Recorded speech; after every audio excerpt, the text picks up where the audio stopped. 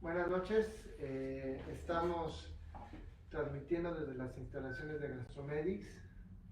Básicamente, como ya se había comentado, vamos a hablar el día de hoy de una de las enfermedades más frecuentes, que es la gastritis, y decidimos hacerlo a través de una reunión donde pues abordaremos algunas de las dudas, algunos de los temas más frecuentes que tienen que ver con esta enfermedad, tanto en adultos como en niños. Les agradecemos de antemano estar aquí con nosotros. Y bueno, tenemos también un invitado de honor, que es un reconocido médico gastroenterólogo que viene desde Guadalajara y que nos va a platicar un poquito acerca de cómo se vive la gastritis en este tiempo de COVID. Entonces, bueno, primero que nada, a mí me gustaría hacerle la pregunta a la doctora Monroy. Algunas de las cosas que se comentaron mucho la vez anterior, que tiene que ver con la plática de los niños. Ha habido muchos mitos con respecto a la gastritis en niños, pero un tema importante es saber o cómo considera Sui si la gastritis hoy en día es peor con respecto a hace 10 o 20 años, donde se dice que esta prevalencia de la enfermedad ha cambiado. Y si fuera así, ¿a qué crees que se deba esto? Si a la alimentación, tenemos más comida chatarra en la actualidad, tenemos peores hábitos de alimentación en la actualidad, o definitivamente eso es solamente un mito y seguimos estando exactamente igual. Hola, buenas noches. Pues sí, en realidad la gastritis ha incrementado en cuanto a su frecuencia en los niños. Actualmente pues vivimos una época en la cual los alimentos, las golosinas, sabritas, todo este tipo de cosas que los niños les encanta consumir, pues son alimentos, por decirlo de algún modo, súper condimentados. Ya hay líneas de este tipo de golosinas que son super hot, ¿no? Super picantes y por supuesto que ocasionan una enfermedad a nivel, una inflamación a nivel estomacal, datos de gastritis, dolor abdominal, incluso hasta de reflujo, porque son alimentos sumamente irritantes para estos pequeños. Y eso por una parte, ¿no? Los niños muchos pacientes están acostumbrados, además de las golosinas, pues adentro de su alimentación, como copiamos patrones familiares, pues a ingerir picantes, las comidas con abundantes grasas. Recordemos que somos desgraciadamente el lugar número uno en obesidad infantil. Entonces, estos alimentos extra condimentados, con irritantes y mega grasosos, pues favorecen tanto pues, la presencia de gastritis como de reflujo y en general de una enfermedad acidopéptica. Y por otro lado, pues los niños actualmente están sometidos pues a eventos muy estresantes, háblese de situaciones familiares, dinámica familiar, en la escuela el bullying, y por qué no, ¿verdad? Actualmente esta situación de la pandemia, que si a los adultos nos estresa, nos preocupa, de repente, pues sí, ¿no? Nos ocasiona malestar, pues a los niños también es un factor de estrés el estar encerrados, el no poder salir, el no poder convivir con otras personas, el no acudir a la escuela, o es una causa de gastritis y es gastritis por estrés. Entonces, básicamente yo a eso atribuyo el incremento actual en cuanto a la prevalencia de esta enfermedad en los niños. Ok. Claudia, en esa misma línea de ideas, eh, dicen que somos lo que comemos. ¿Tú qué opinas de este tema con respecto a la gastritis? Igual, si crees que ha habido cambios en el tiempo que hayan generado que exista un aumento en la prevalencia de casos de gastritis en todo el país o a nivel mundial, ¿o crees que nos alimentamos mejor actualmente y que por lo tanto hoy en día tendríamos que tener menos gastritis comparada con hace 10 o 20 años? Justamente es un tema un poco sensible porque podríamos decir que evidentemente con el paso de, digamos, de la mejora de la tecnología e incluso de espacios y demás, se podría decir que mejoraría la calidad de vida. Sin embargo, no podríamos asegurar esto. ¿Por qué? Porque una vez más, como lo dijo la doctora Sui, a su pediatra, pues estamos, digamos, muy involucrados con una alimentación occidental, es decir, nuestra alimentación básicamente del mexicano es a través de una dieta alta en grasas, alta en azúcares, y justamente como platicaba con el gastroenterólogo Luis, que bueno, al final estamos siendo víctimas de, por una parte, de malos hábitos y por otra parte de un estrés crónico, ¿no?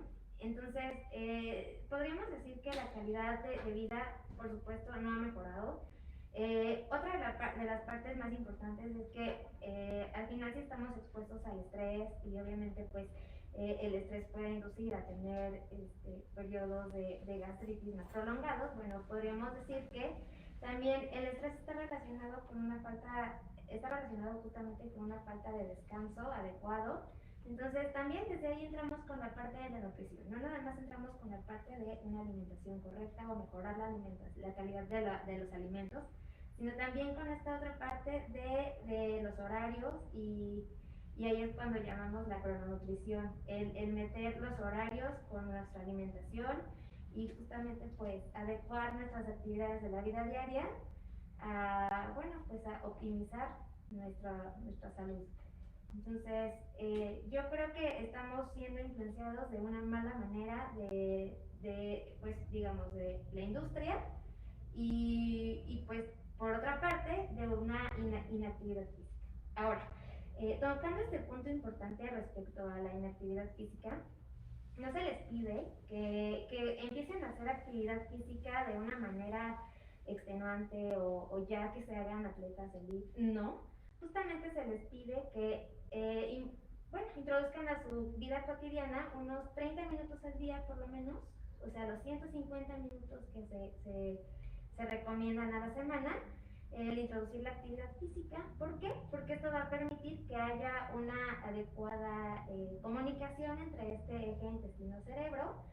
Y bueno, ustedes, gastroenterólogos, nos podrían platicar un poco más sobre este tema relacionado justamente a la gastritis. Bueno, pues sí, efectivamente, como dice la licenciada Claudia, tenemos una relación muy estrecha entre los hábitos de alimentación y entre ese famoso bienestar total que debe tener el ser humano y que incluye la parte física y la parte mental. Como nos hemos dado cuenta a través de estas charlas, pues hemos integrado lo que es el papel de los alimentos, el papel de la salud física y el papel de la salud mental. Y en los tres, cada uno de ellos tiene una consecuencia, específicamente hablando del tema del estrés, hablando del tema del sedentarismo y por otro lado hablando del tema de los malos hábitos de alimentación.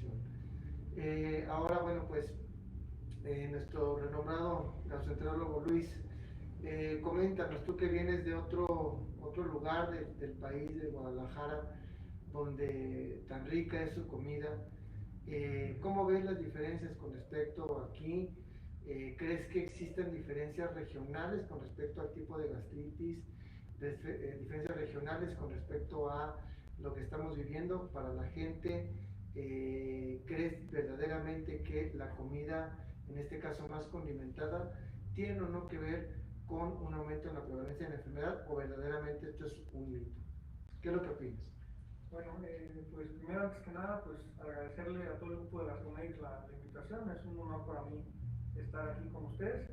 Y respecto a la pregunta, pues sí, considero que sí pudiera haber cierta, como comenta Claudia, la nutrióloga, pues obviamente la dieta de las personas va muy relacionada a el tipo de síntomas que se pueden presentar o a la presencia de gastritis, ¿sí? En Guadalajara, por ejemplo, es un lugar donde se acostumbran las tortas ahogadas, todo este tipo de comida con mucho chile, pero en sí, pues la comida mexicana pues es una comida rica pues en eso, en chile, en grasa, muy rica, pero pues digamos que fomenta la presencia de síntomas gastrointestinales y dentro de ellos pues uno de los principales y más comunes, la gastritis.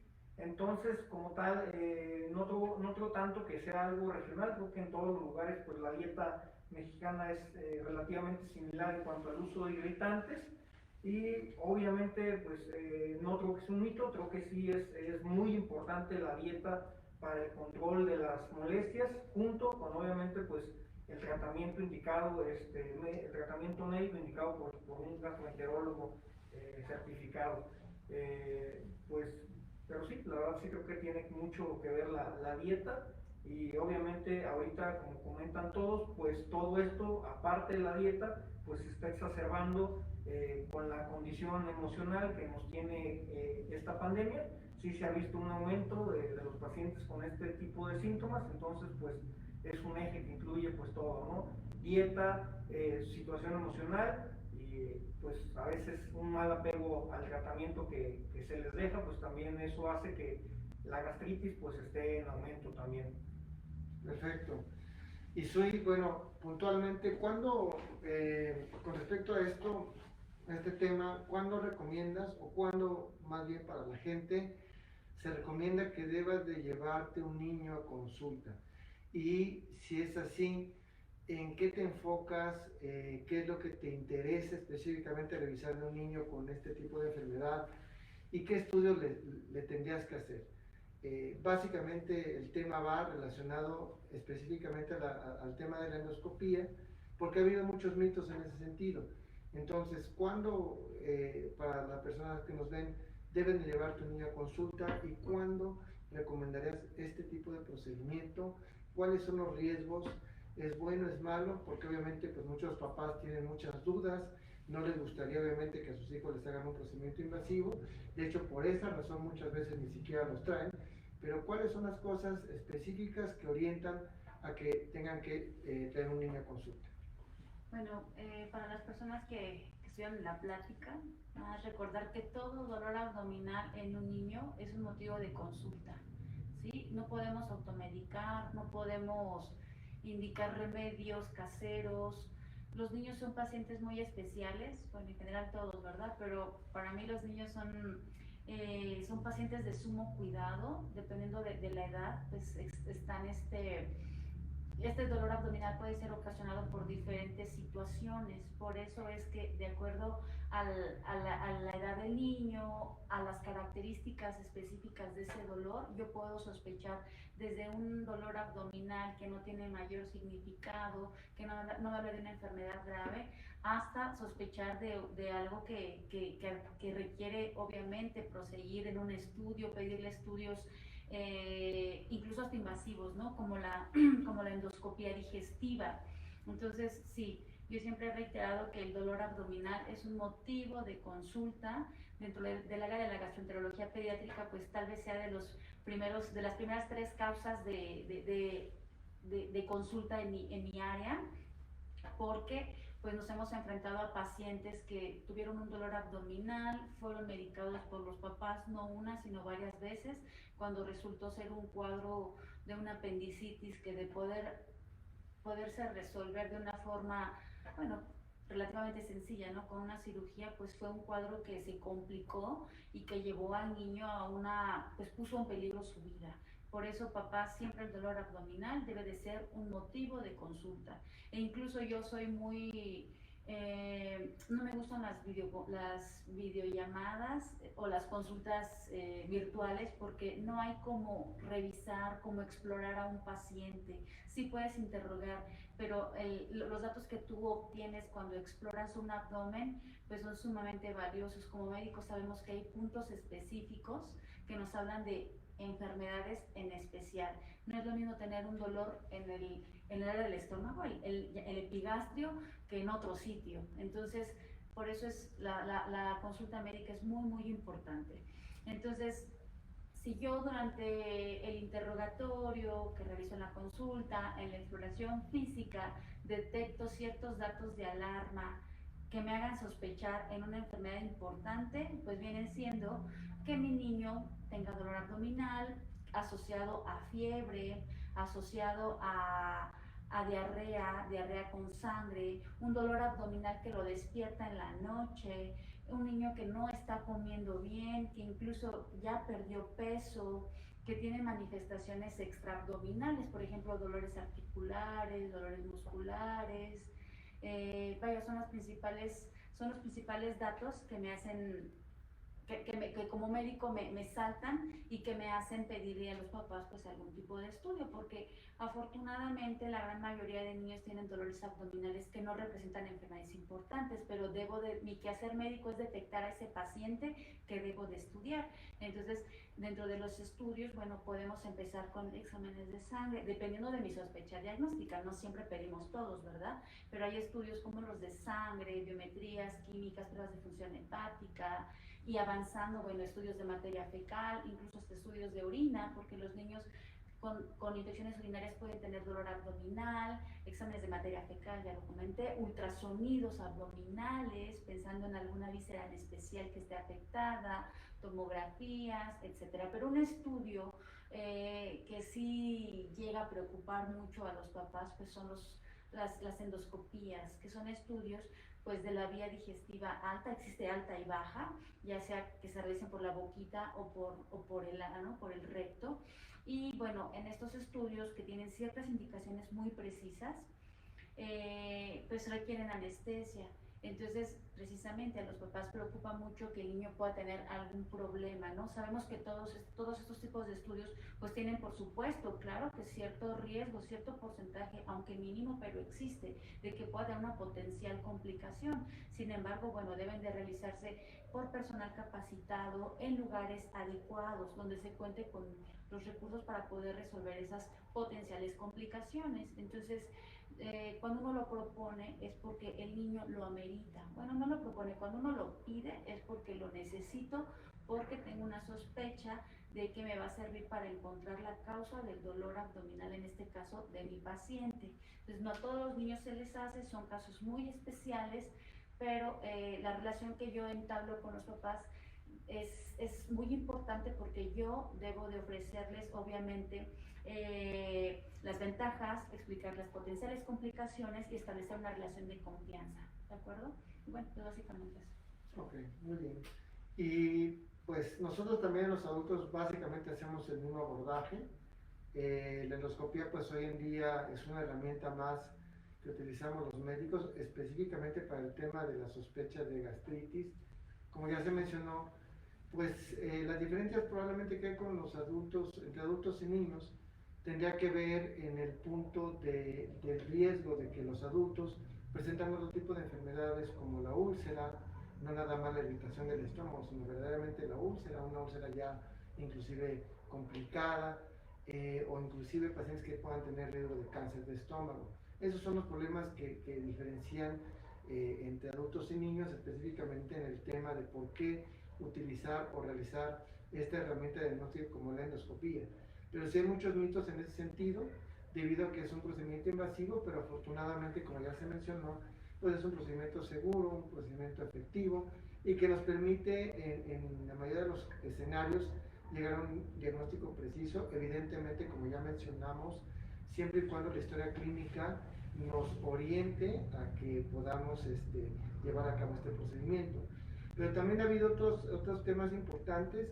Una de las cosas que ha llamado mucho la atención es que la gente cuando viene con nosotros ya vienen inclusive con cierto tipo de alimentación, cierto tipo de costumbres que bueno, nosotros intentamos cambiar, pero en muchas ocasiones los pacientes ya vienen incluso con dietas, en la mayoría de los escenarios, para bajar de peso. Entonces, ha habido un impacto desde el punto de vista observacional mío, negativo, en el sentido de que muchos pacientes que ya me ha tocado ver en la consulta, que ya tienen estas dietas para bajar de peso o dietas para que les dan en los gimnasios con la utilización de complementos y todo esto asociado a una dieta muy particular, genera que el paciente venga tiempo después con nosotros, específicamente por dolor abdominal, y donde el diagnóstico final es una gastritis severa o una úlcera. ¿Qué opinas, Claudia, de este tipo de dietas que dan en los gimnasios o que de pronto se encuentran en internet o que de pronto la gente tiende a utilizar así como a diestra y siniestra cuando no se tiene un diagnóstico preciso? Justamente es lo que estaba pensando con relación al tema, porque, bueno, por una parte vienen con este tipo de estrategias alimentarias, me imagino ya qué tipo de dieta es a la que se está refiriendo. Sin embargo, hay otras prácticas que son más preocupantes a la hora de llevar un plan de alimentación, que es la parte de la higiene. Y como ahorita lo mencionó, hay una parte bien importante en la valoración de gastritis y en la gastritis justamente está involucrada directamente el Helicobacter pylori. Entonces, creo yo que aquí también hay un componente importante, la parte de la higiene, la parte de lavado y desinfección de los alimentos, esto es por una parte. Y por otra parte, las dietas altas en grasa, por ejemplo, que bueno, justamente si se refiere a la dieta cetogénica, que también, bueno, pues regresamos a lo mismo. Puede ser una dieta que puede ayudar a reducir la composición corporal en relación a la grasa.